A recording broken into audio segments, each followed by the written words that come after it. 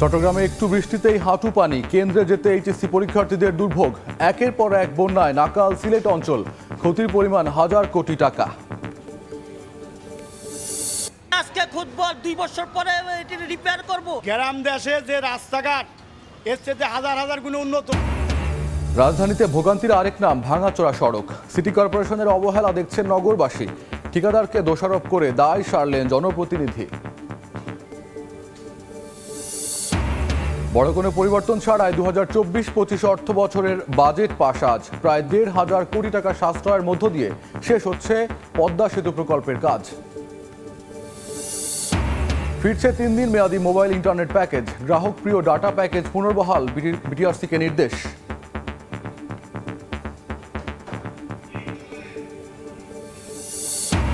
এবং দুর্ভোগ কমাতে বাংলাদেশিদের জন্য ই-মেডিকেল ভিসা চালু করতে যাচ্ছে ভারত। কম খরচে সেবা নিশ্চিত করার দাবি ভারতীয় চিকিৎসকদের।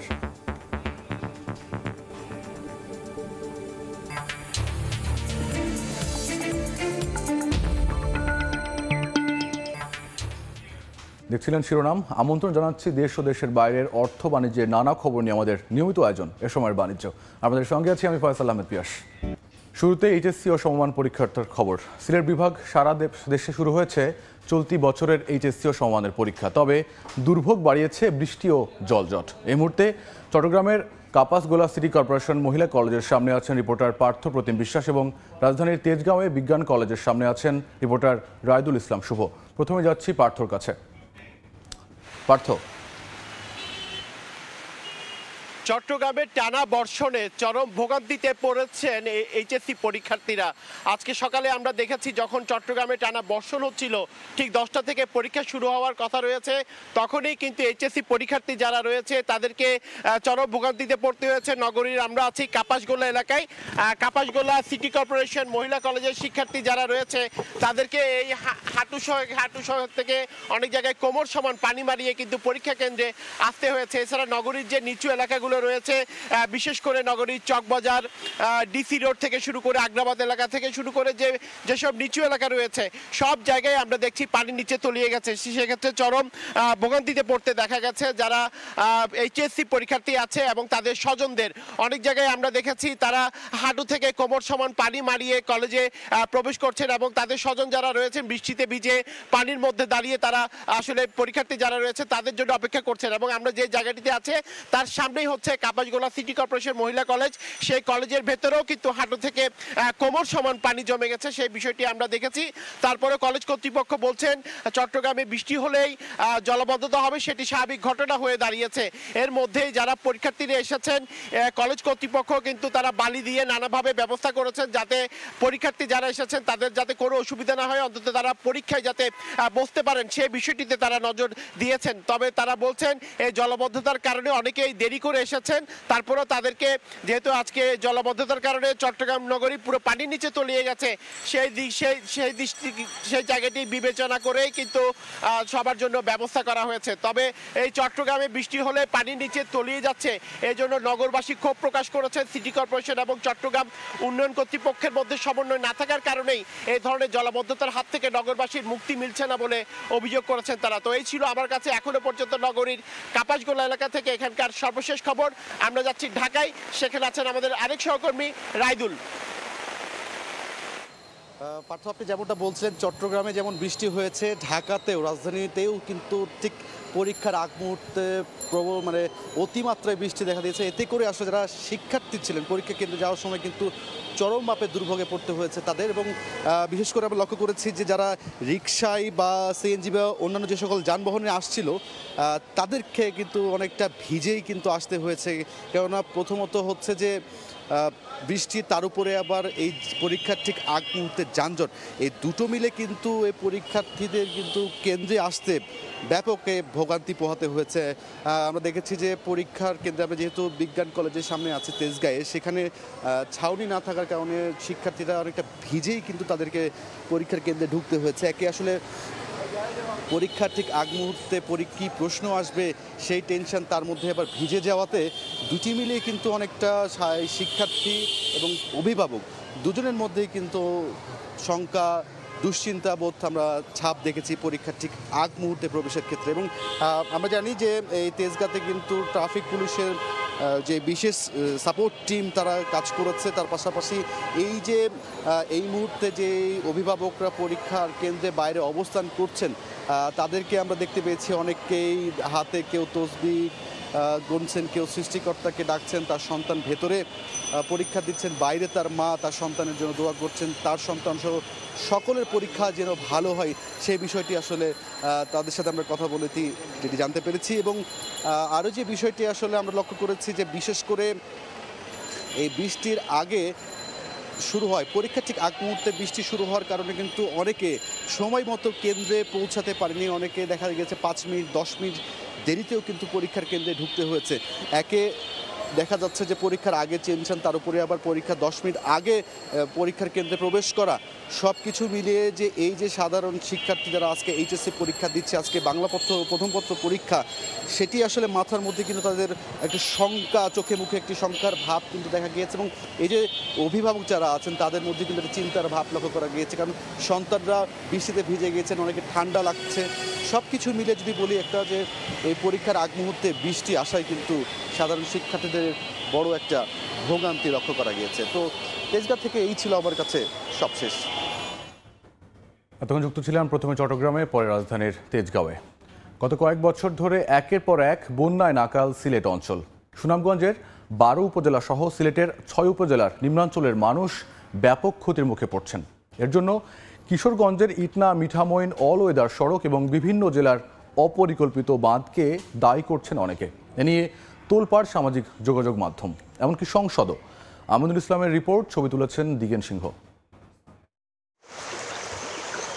গত কয়েক বছর ধরে প্রবল পানির স্রোত ভাসাচ্ছে সিলেট অঞ্চলের মানুষকে। ভারতের পাহাড়ে ঢল আর মুষলধারায় বৃষ্টি ডুবিয়েছে রাস্তাঘাট, ঘরবাড়ি। বারবার স্বপ্নভঙ্গ হচ্ছে এখানকার বাসিন্দাদের। এ থেকে পরিত্রাণ চান বানভাসী মানুষ। ত্রাণ আমাদেরকে হয়তো সাময়িক সময়ে আমাদেরকে দেয়, মানে কষ্ট একটু বিলীন করে, কিন্তু এটার থেকে যদি সমাধান পরিত্রাণ না পায় সুনামগঞ্জবাসী, এই বন্যার থেকে কোনোদিন রেহাই পাইতো না। কেন বারবার বন্যার এই ভয়াবহ রূপ? 2020 সালের পর থেকে প্রতিবার বন্যার কারণ হিসেবে কিশোরগঞ্জের ইটনা মিঠামাইনে নির্মিত অল ওয়েদার সড়ককে দায়ী করে সামাজিক যোগাযোগ মাধ্যমে মন্তব্য করছেন নানা শ্রেণী পেশার মানুষ। বিষয়টি নিয়ে তোলপাড় জাতীয় সংসদেও। ভারত থেকে আসা পানি কোথায় কোথায় বাধা পড়ে এটা দেখতে হবে মাননীয় স্পিকার। ব্যাপারটিকে সহজেই উড়িয়ে না দেওয়ার পক্ষে স্থানীয় সরকার, প্রকৌশল অধিদপ্তরের কর্মকর্তারাও। আর বারবার বন্যার কবলে পড়ায় অল ওয়েদার সড়কের পাশাপাশি বিভিন্ন এলাকায় অপরিকল্পিত বাঁধকেও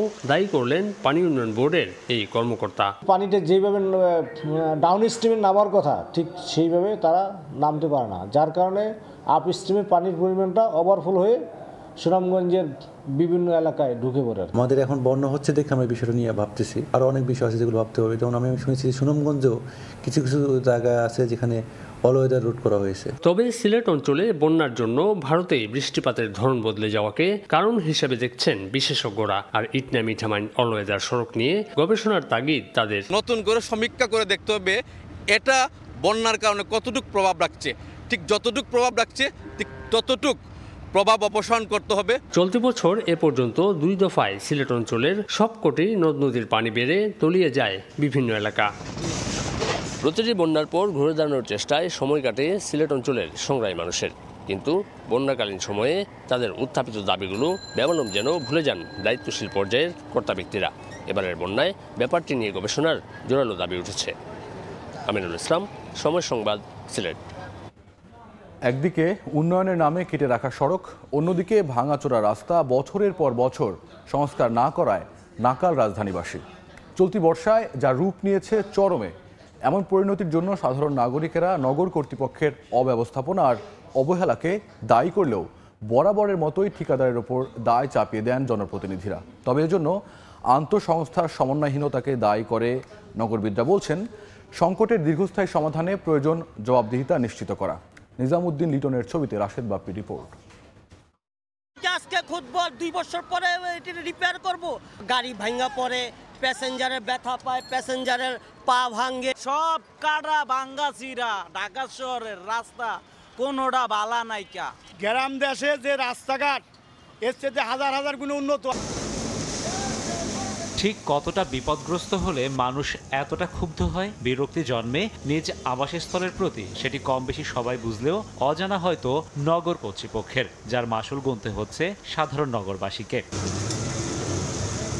অথই এই পানির রাজত্ব রাজধানীর গ্যান্ডারিয়া রেল স্টেশন এলাকায়। সামান্য বৃষ্টিতে অন্য অনেক এলাকার মতো এই সড়কটিও চলে যায় পানির নিচে, কিন্তু বৃষ্টিতে জমে থাকা এই পানির থেকেও নাগরিকদের ভোগান্তির বড় কারণ খানাখন্দে ভরা ভাঙাচোরা সড়ক। বৃষ্টির পানিতে যা চোখে দেখা দেয়, আর তাই একটু অসতর্ক হলেই নেমে আসে ভয়াবহ দুর্যোগ। সকাল 10টা বাজে থেকে অনেকটা বাজে এই যে ভাইসে রয়েছে গাড়ি। দৈনিক গাড়ার ভিতরে মহিলারা পড়তেছে, বাচ্চারা পড়তেছে। ওটা তো আমরা পাশ করে দিছি, রাস্তাঘাট ঠিক করে না।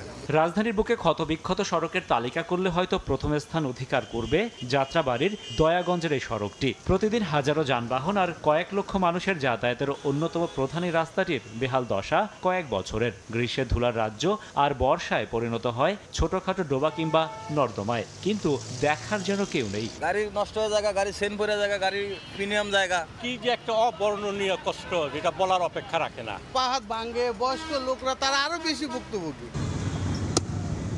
এ তো গেল আগে থেকেই কেটে রাখা কিংবা দীর্ঘদিন সংস্কারবিহীন থাকা সড়কের দুর্গতির চিত্র, কিন্তু এই ভরা বর্ষায়ও যখন নতুন করে চলে সড়ক খোঁড়াখুড়ি, তখন একে আত্মঘাতী সিদ্ধান্ত ছাড়া আর কি বা বলা যায়। আজকে ওয়াসার লাইন, কালকে পানির লাইন, প্রতিনিয়ত খোঁড়াখুড়ি থাকে। শীতকালে যেটা ঝড় বৃষ্টি হয় না, ওই সময় এগুলা করলে ভালো আর কি। এমন অব্যবস্থাপনার জন্য নগর কর্তৃপক্ষ ঠিকাদারি প্রতিষ্ঠানের অবহেলাকে দায়ী করলেও স্থানীয় সংসদ সদস্য বলছেন দায় এড়াতে পারে না সিটি কর্পোরেশন। আমরা যাদের কন্ট্রাক্টরদের কাজ দিয়েছি তারাই মনে করেন লেন্ডি করে আমাদের এই বদনামের বাগি বানায়। ঢাকা মহানগরের সকল উন্নয়নমূলক কাজে দায়িত্ব সিটি কর্পোরেশনের। সকল ডেভেলপমেন্টের ওয়ার্কগুলো যথাসময়ে শেষ করে মানুষের ভোগান্তি কমাতে হবে। একে অপরকে দোষারোপ না করে সংকট মুক্তির জন্য আন্তঃসংস্থার সমন্বয় ও জবাবদিহিতা নিশ্চিতের উপর জোর দিচ্ছেন নগরবিদরা। যতক্ষণ না পর্যন্ত আমরা বাধ্য করতে পারবো সমন্বিত ব্যবস্থাপনার মাধ্যমে সড়ক খনন হবে এবং ব্যবস্থাপনা হবে, ততক্ষণ পর্যন্ত সংস্থাগুলো নামমাত্র ফির বিনিময়ে এই রাস্তা কাটতেই যাবে, আর এতে জনভোগান্তি আর জনগণের ট্যাক্সের টাকা একদমই হরিলুট হচ্ছে। বর্তমানে ঢাকার বুকে ফেলে রাখা এমন ক্ষতবিক্ষত সড়কের পরিমাণ বলা হচ্ছে অন্তত 300 কিলোমিটার।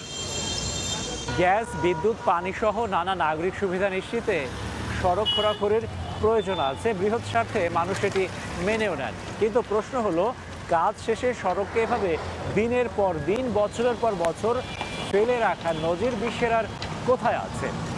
রাশেদ বাপ্পি, সময় সংবাদ, ঢাকা। আজ পাশ হবে দেশের 2024-25 অর্থ বছরের জাতীয় বাজেট, যার আকার প্রায় 8 লাখ কোটি টাকা। আগামীকাল 1 জুলাই থেকে হবে কার্যকর। ব্যক্তি পর্যায়ে সর্বোচ্চ আয়কর কমানো সহ প্রস্তাবিত বাজেটে বড় ধরনের পরিবর্তন ছাড়াই পাশ করা হবে দেশের 53তম এই বাজেট। বিকেলে আওয়ামী লীগ সরকারের 25তম এই বাজেট উত্থাপন করবেন অর্থমন্ত্রী আবুল হাসান মাহমুদ আলী। খান আহমেদ শুভকে তার সংশোধনীর পক্ষে বক্তব্য রাখার আহ্বান জানাচ্ছি। সুখী সমৃদ্ধ উন্নত স্মার্ট বাংলাদেশ বিনির্মাণের অঙ্গীকার স্লোগান নিয়ে রোববার বিকেলে পাশ হতে যাচ্ছে 2024-25 অর্থ বছরের জাতীয় বাজেট। এবারের বাজেটের মোট আকার 7,97,000 কোটি টাকা। গত 6 জুন জাতীয় সংসদে প্রস্তাবিত বাজেটে খুব একটা পরিবর্তন আসছে না, এমনটাই আভাস দিয়েছেন বাজেট নীতি নির্ধারকরা। জাতীয় সংসদে কণ্ঠভোটে পাশ হলে আগামীকাল 1 জুলাই থেকেই বাজেট কার্যকর শুরু হবে। ধন্যবাদ মাননীয় মন্ত্রী। বাজেটের রাজস্ব আয়ের লক্ষ্যমাত্রা ধরা হয়েছে 5,41,000 কোটি টাকা। এর মধ্যে এনবিআর এর লক্ষ্যমাত্রা 4,80,000 কোটি টাকা। এনবিআর বহির্ভূত কর থাকছে 15,000 কোটি টাকা, আর কর ব্যতীত লক্ষ্যমাত্রা ধরা হয়েছে 46,000 কোটি টাকা। যারা এই প্রস্তাবের পক্ষে আছেন তারা হ্যাঁ বলুন। অন্যদিকে সামগ্রিক বাজেটে ঘাটতি 2,56,000 কোটি টাকার যোগান দেওয়া হবে অভ্যন্তরীণ ও বিদেশি ঋণ থেকে। এর মধ্যে বৈদেশিক উৎস থেকে নেওয়া হবে 90,700 কোটি টাকা এবং অভ্যন্তরীণ উৎস ব্যাংক ও সঞ্চয়পত্র থেকে 1,60,900 কোটি টাকা সংগ্রহের লক্ষ্য নির্ধারণ করেছে সরকার। সংসদ সদস্য আবুল কালাম।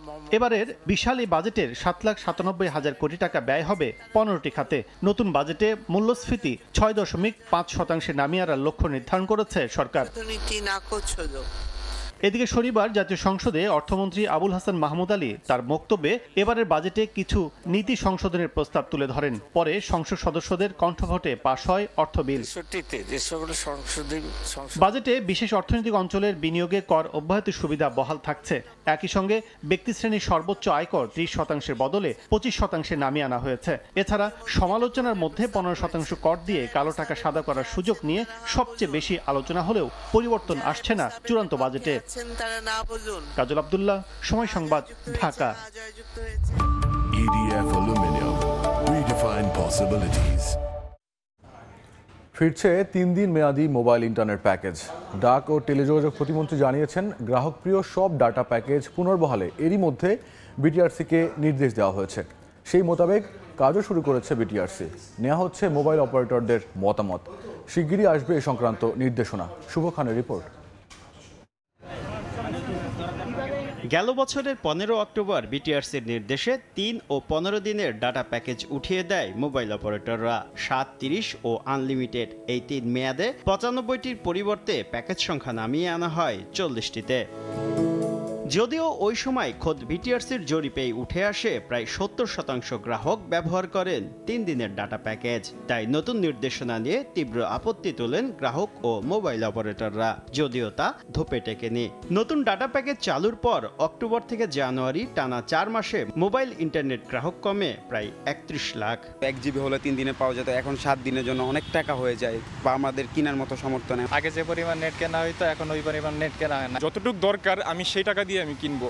এই বেঁধে ধরা নিয়মের মধ্যে আমরা থাকতে চাই না। কমেছে মোবাইল অপারেটরদের আয়ও। 2023 সালের দ্বিতীয় প্রান্তিক অর্থাৎ এপ্রিল ও জুন এই 3 মাসে জিপি, রবি ও বাংলা লিংকের বিকৃত সেবার আয় ছিল 7,993 কোটি টাকা। প্রবৃদ্ধির হার 7.23%। তবে চতুর্থ প্রান্তিক অর্থাৎ অক্টোবর থেকে ডিসেম্বর পর্যন্ত আয় বাড়লেও প্রবৃদ্ধির হার ছিল ঋণাত্মক 1.76%।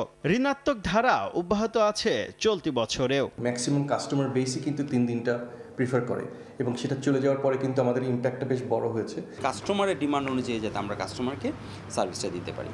এখানে যদি রেস্ট্রিকশন করা হয় কাস্টমার ডিপ্রাইভড হবে, আমাদের রেভিনিউ ডিপ্রাইভড হবে, আলটিমেটলি কিন্তু সরকারের রেভিনিউ কমবে। এই অবস্থায় জনপ্রিয় সব ডাটা প্যাকেজ আবার চালু করতে বিটিআরসিকে নির্দেশ দিয়েছেন ডাক ও টেলিযোগাযোগ প্রতিমন্ত্রী। যদি আমাদের ডেটা প্যাকেজ 3টা থেকে আরো একটু বাড়াতে হয় বা অন্য কোনো স্মল প্যাকেজগুলো কাজে লাগে, গ্রাহকদের যেটা পছন্দের বা প্রিয় সেটা আমরা যাতে কনসিডার করি, এটা আমি বলেছি তাদেরকে। বিটিআরসির সবশেষ তথ্য মতে দেশে মোবাইলে ইন্টারনেট ব্যবহার করেন 12,51 লাখ গ্রাহক। শুভ খান, সময় সংবাদ, ঢাকা। দেখছেন এ সময়ের বাণিজ্য, সঙ্গে থাকুন। দেখছেন এ সময়ের বাণিজ্য। চট্টগ্রাম বন্দরের বে টার্মিনালে 65 কোটি মার্কিন ডলার ঋণ সহায়তা দিতে সম্মত হয়েছে বিশ্বব্যাংক। বন্দরের ইতিহাসে এটি প্রথম বিদেশি ঋণ সহায়তা। এ নিয়ে আলোচনা করতে বন্দর ভবন থেকে যোগ দিচ্ছেন রিপোর্টার কমল দে। সঙ্গে আছেন চট্টগ্রাম বন্দরের chairman rear admiral M Sohail. সরাসরি যাচ্ছে সেখানে।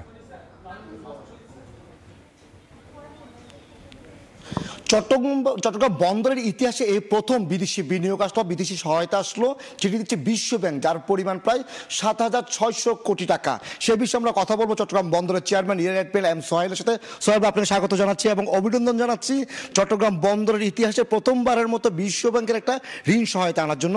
এই যে বিশ্বব্যাংক যে ঋণ সহায়তা দিতে রাজি হয়েছে, এই টাকাতে কোন খাতে খরচ করবেন এবং কিভাবে খরচটা হবে? দেখেন, সত্যি অর্থে যে এটা চট্টগ্রাম বন্দর তথা বাংলাদেশের জন্য একটা অত্যন্ত সুখবর যে আমরা এই বিশ্বব্যাংক থেকে এরকম একটা সময় 650 মিলিয়ন ডলার তথা প্রায় 7,500 কোটি টাকার একটা অর্থ সহায়তা আমরা আনতে পেরেছি। এবং এটা অত্যন্ত চমৎকারভাবে আনা হয়েছে। গত 1 বছর এটা নিয়ে আমরা ব্যাপক কাজ করেছি। নানা ধরনের ফিজিবিলিটি স্টাডি, বিভিন্ন ধরনের special report, environmental study, series of meeting, discussions and negotiation করে কিন্তু ফাইনালি একটা চূড়ান্ত পর্যায়ে এসছে। আপনারা খবর পেয়েছেন ইতিমধ্যে যে ওয়ার্ল্ড ব্যাংকের যে এক্সিকিউটিভ বোর্ড তারা আমাদের 650 মিলিয়ন ডলারের সহায়তাটা তারা ইতিমধ্যেই স্যাংশন করেছেন, অনুমোদন করেছেন। এখন এই টাকাটা মূলত আমাদের বে টার্মিনাল, যেটা বাংলাদেশের গেম চেঞ্জার হবে বলে আমরা বলছি, সেই বে টার্মিনালের আপনার channel dredging and breakwater এবং পাশাপাশি ওখানকার যে ল্যান্ড রিফিল করা বা ল্যান্ড রিক্লেম করা সেই কাজে লাগবে। তো এইটা আমাদের নতুন যে পোর্ট বা নতুন যে আমাদের আধুনিক যে বন্দর, সেটাকে নির্মাণের জন্য এই কাজটা ব্যবহার হবে এবং এতে করে ব্যাপক আমরা রেভিনিউ কিন্তু পাবো ফিউচারে। এই মুহূর্তে যখন বাংলাদেশ একটি রিজার্ভ সংকটের মুখে পড়ছে, সেই হিসেবে আপনার দুইটা বড় বড় প্রজেক্ট নিয়ে আসছেন, যেটা হচ্ছে পতেঙ্গা কন্টেনার টার্মিনাল সৌদি বিনিয়োগ আসলো এবং বিশ্বব্যাংক টাকা দিচ্ছে। এই যে রিজার্ভ একটা বড় ধরনের ভূমিকা রাখছে চট্টগ্রাম বন্দর কর্তৃপক্ষ, সেটাকে আপনি কোন দৃষ্টিতে দেখবেন বা আর কোনো সামনে কোনো লক্ষ্য আছে কিনা এই ধরনের ডলার আনার জন্য? আমি তো মনে করি এটা কেবলমাত্র শুরু। আমরা সৌদির এসসি গেটে আপনারা দেখেছেন এখানে প্রায় $600 মিলিয়ন মতো তারা বিনিয়োগ করেছে এবং ওয়ার্ল্ড ব্যাংক এখন $650 মিলিয়ন দিচ্ছে। ইতিমধ্যে আমরা আরও অনেক বিদেশি ইনভেস্টরের কাছ থেকে আমরা পেয়েছি, তাদের আশাবাদ ব্যক্ত করেছে, তাদের আমরা কাজ করছি। আমরা আশা করছি দ্রুত আরও কয়েক বিলিয়ন ডলার এই চিটাগাং পোর্টের মাধ্যমে এই বছরই বিনিয়োগ হবে। সুতরাং বাংলাদেশে যে ডলারের যে বিষয়টা রয়েছে, আমার হয় এই বছরটা গেলে সেটা অনেকটা কেটে যাবে। এক্ষেত্রে বে টার্মিনাল যদি হয় তাহলে বলা হচ্ছে এশিয়ার হাব, বিজনেস হাব হবে বাংলাদেশ। আসলে এটা কিভাবে সম্ভব? না, বে টার্মিনাল তো একটা আধুনিক বন্দর হতে যাচ্ছে, প্রকৃতির সমুদ্র বন্দর যেটা বলি, চমৎকার একটা লোকেশন। আপনারা জানেন চট্টগ্রাম সমুদ্র সৈকতের পাশেই এই টার্মিনাল হতে যাচ্ছে এবং এটা হলে বড় চারটা টার্মিনাল হবে। এখানে প্রায় $8 থেকে $10 বিলিয়ন ইনভেস্টমেন্ট, যেটা আমি এর আগেও বলেছি। তো সেটারই শুরু হয়েছে এই ওয়ার্ল্ড ব্যাংক দিয়ে এবং সৌদির এসসি গেটওয়ে দিয়ে। এরপর ডিপি ওয়ার্ল্ড আসবে, PSS Singapore, Abu Dhabi port group, এই ধরনের বড় বড় যে প্রতিষ্ঠানগুলো, প্লাস আমাদের লোকাল কিছু প্রতিষ্ঠান আছে বিদেশি বিনিয়োগকারী সহ, ওয়েল অ্যান্ড গ্যাস, তারাও আসছে এখানে। তো সব মিলে $8 থেকে $10 বিলিয়ন যখন বিনিয়োগ হবে, তখন এই নতুন যে পোর্ট, নতুন যে টার্মিনাল, এটাকে কেন্দ্র করে বাংলাদেশের ব্যাপক ব্যবসায়িক কার্যক্রম হবে। বাংলাদেশের যে উন্নয়নের যে বিষয়টা, সেটা আরও অনেক বেশি ত্বরান্বিত হবে। বিশেষ করে আপনার বিভিন্ন শিল্পাঞ্চলগুলোতে শিল্প বেড়ে যাবে, শিল্প প্রতিষ্ঠান বাড়বে, গার্মেন্টস অর্ডার বাড়বে। কারণ একটা দেশে যদি আপনার বন্দর ভালো না হয়, বন্দরে সক্ষম না হয় এবং সেখানে এক্সপোর্ট ইম্পোর্টের ভালো ফ্যাসিলিটিস না থাকে, তাহলে কিন্তু সেই জায়গাটা সমস্যা হয় আর কি। ধন্যবাদ। আমরা কথা বলছিলাম চট্টগ্রাম বন্দরের চেয়ারম্যান রিয়াদ অ্যাডমিরাল এম সোহাইলের সাথে। তিনি আমাদেরকে বলছিলেন যে প্রথমবারের মতো প্রায় 7,600 কোটি টাকা দিতে যাচ্ছে বিশ্বব্যাংক, যেটি গতকালকে অনুমোদন হয়ে গেছে এবং এরপরে শুরু হবে বে টার্মিনাল নির্মাণের কাজ। এবং যে আলোচনা করছিলাম প্রথমবারের মতো যে ডলার আনা, রিজার্ভের যে ডলার বাড়ানো এবং একই সাথে বন্দরকে এগিয়ে নেওয়া দেশের উন্নয়নের জন্য, সে আলোচনা এখানে শেষ করছে এবং আবার ধন্যবাদ জানাচ্ছি চট্টগ্রাম বন্দরের চেয়ারম্যান রিয়াদ অ্যাডমিরাল এম সোহাইলকে। আমরা যুক্ত ছিলাম চট্টগ্রাম বন্দর ভবনে। দেখছেন এই সময়ের বাণিজ্য। জমকালো আয়োজনে 2024 সালের কালার অব দ্য ইয়ার ঘোষণা করেছে এশিয়ান পেইন্টস বাংলাদেশ। শনিবার রাজধানীর উদ্বোধনী অনুষ্ঠানে কালার অব দ্য ইয়ার হিসেবে ঘোষণা করা হয় টেরাকে। সংশ্লিষ্টরা জানান, বাংলাদেশের উর্বর ভূমি ও উষ্ণ মাটি থেকে অনুপ্রাণিত হয়ে এই রংটির মাধ্যমে স্থিরতা, উষ্ণতা ও মাটির সঙ্গে গভীর সম্পর্ক প্রতীক হিসেবে প্রতিফলিত হয়, যা দেশের কৃষি ও সাংস্কৃতিক ঐতিহ্যের প্রতিফলন। টেরা স্বাচ্ছন্দ্য এবং সামঞ্জস্যপূর্ণ পরিবেশ তৈরিতে আদর্শ। 71 কণ্ঠযোদ্ধা বরেণ্য সাংস্কৃতিক ব্যক্তিত্ব মুক্তিযুদ্ধ জাদুঘরের প্রতিষ্ঠাতা ট্রাস্টি প্রয়াত আলী জাকের মুক্তিযুদ্ধের গ্রন্থপাঠ উদ্যোগ উদ্বোধন হয়েছে। এই উদ্যোগে যুক্ত হয়েছে ঢাকা মহানগরীর 10টি বেসরকারি পাঠাগার। এতে সহায়তা করছে মঙ্গলদ্বীপ ফাউন্ডেশন। শনিবার মুক্তিযুদ্ধ জাদুঘর মিলনায়তনে আলী জাকের মুক্তিযুদ্ধের গ্রন্থপাঠ উদ্যোগের পুরস্কার বিতরণ অনুষ্ঠানে বিজয়ীদের হাতে পুরস্কার তুলে দেন অনুষ্ঠানের বিশেষ অতিথি শহীদ জায়া শ্যামলী নাসরিন চৌধুরী, মুক্তিযুদ্ধ জাদুঘরের ট্রাস্টি আসাদুজ্জামান নূর এমপি। দেখছেন এই সময়ের বাণিজ্য। বিশ্বের অন্যতম জনবহুল দেশ ভারতে বিদেশি পর্যটকদের মধ্যে দ্বিতীয় অবস্থানে আছেন বাংলাদেশিরা, যার মধ্যে প্রায় 80% গেছেন চিকিৎসার জন্য। তবে ভারতের চিকিৎসা ভিসা পেতে পোহাতে হচ্ছে চরম ভোগান্তি। দুর্ভোগ লাঘবে চালু হচ্ছে মেডিকেল ভিসা। ভারত থেকে বিস্তারিত সুব্রত আচার্যের রিপোর্টে। ভারতে চিকিৎসা করাতে আসা বেশিরভাগ বাংলাদেশি পর্যটকের ঠিকানা কলকাতার বাইপাস লাগোয়া মুকুন্দপুরের হাসপাতাল পল্লী। এখানে ছোট বড় 10 থেকে 12টি বেসরকারি চিকিৎসা কেন্দ্র রয়েছে। দিনে গড়ে 3 থেকে 3,500 বাংলাদেশি পর্যটক শুধু চিকিৎসার জন্যই এই এলাকার হাসপাতালগুলোতে ভিড় করেন। তবে পর্যটকদের অভিযোগ, যে সংখ্যক রোগী ভিসার জন্য ঢাকায় ভারতীয় হাই কমিশনে আবেদন করেন, তার অর্ধেকেরও কম পর্যটককে দেয়া হচ্ছে ভিসা। ফলে অনেকেই সঠিক সময়ে আসতে না পেরে চরম বিড়ম্বনার শিকার হন। আমি প্রথমে ভিসার জন্য দিয়েছিলাম যে রমজানের ঈদে, কিন্তু আমি পাইছি কোরবানির ঈদের পরে। যদিও সদ্য অনুষ্ঠিত দুই দেশের প্রধানমন্ত্রী পর্যায়ে বৈঠকে যে সমঝোতা সই হয়েছে সেখানে বড় জায়গা পেয়েছে দুই দেশের চিকিৎসা ব্যবস্থায় পারস্পরিক সহযোগিতা। খুব ইমার্জেন্সি আসে এখানে চিকিৎসার জন্য, ওদের জন্য খুব ভালো। এটা হলে সুবিধা হয় আমাদের জন্য। আমাদের তো এখন ভিসা পাইতে খুব হ্যারাসমেন্ট হচ্ছিল। ভিসার জন্য যে ভোগান্তিটা হতো সেই মেডিকেলের জন্য খুব একটা সুখবর এবং এটাতে সবাই উপকৃত হবে। তবে শুধু ই ভিসা ব্যবস্থাপনাতেই থেমে থাকলে চলবে না। ভারতের চিকিৎসকরা মনে করছেন বাংলাদেশি রোগীদের জন্য চিকিৎসা খরচ কমানো সহ তাদের সব ধরনের সুবিধাও নিশ্চিত করতে হবে। কম খরচে কোন জায়গায় কিভাবে ঠিক চিকিৎসা তারা পাবেন সেই রকম ব্যবস্থাও যেন একটা হেল্প ডেস্ক ভারত সরকারের দ্বারা তৈরি হয়। সংশ্লিষ্টরা মনে করছেন কলকাতার অর্থনীতির বড় একটা অংশ এই চিকিৎসা ব্যবস্থার সঙ্গে সম্পর্কিত। তাই ই মেডিকেল ভিসার ফলে সবচেয়ে বেশি লাভবান হবে পশ্চিমবঙ্গের অর্থনীতি। তবে পশ্চিমবঙ্গ সরকারকেও বাংলাদেশি পর্যটকদের জন্য বাড়তি মনোযোগ দিতে হবে, নিশ্চিত করতে হবে সব ধরনের সুযোগ সুবিধা। ই মেডিকেল ভিসা চালু হলে যেমন ভারতের রাজস্ব আয় বাড়বে, ঠিক সেরকমই লক্ষ লক্ষ বাংলাদেশি যারা ভিসার জন্য ভারতে চিকিৎসা করাতে আসতে পারেন না তাদেরও সুবিধা হবে এবং একই সঙ্গে ভ্রমণ কর বাবদ বাংলাদেশের কোষাগারেও বাড়বে রাজস্বের পরিমাণ। কলকাতার হাসপাতাল পল্লী থেকে সুব্রত আচার্য, সময় সংবাদ। এ পর্যায়ে শীর্ষ সংবাদগুলি জানিয়ে দিচ্ছি আরো একবার। চট্টগ্রামে একটু বৃষ্টিতেই হাঁটু পানি, কেন্দ্রে যেতে এইচএসসি পরীক্ষার্থীদের দুর্ভোগ। একের পর এক বন্যায় নাকাল সিলেট অঞ্চল, ক্ষতির পরিমাণ 1000 কোটি টাকা। আজকে খুঁজবো, 2 বছর পরে এটা রিপেয়ার করব। গ্রাম দেশে যে রাস্তাঘাট এর চেয়ে হাজার গুণ উন্নত। রাজধানীতে ভোগান্তির আরেক নাম ভাঙাচোরা সড়ক। সিটি কর্পোরেশনের অবহেলা দেখছেন নগরবাসী, ঠিকাদারকে দোষারোপ করে দায় সারলেন জনপ্রতিনিধি। এবং বড় কোনো পরিবর্তন ছাড়াই 2024-25 অর্থ বছরের বাজেট পাস আজ।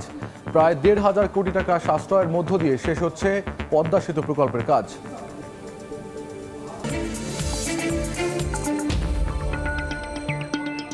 এই ছিল সময়ের বাণিজ্যে। সময় সংবাদের সঙ্গে থাকবেন শালা রহমান ইমা। ধন্যবাদ পিয়াস। সময় সংবাদ নিয়ে ফিরছি কিছুক্ষণ পর, সঙ্গেই থাকুন সময়।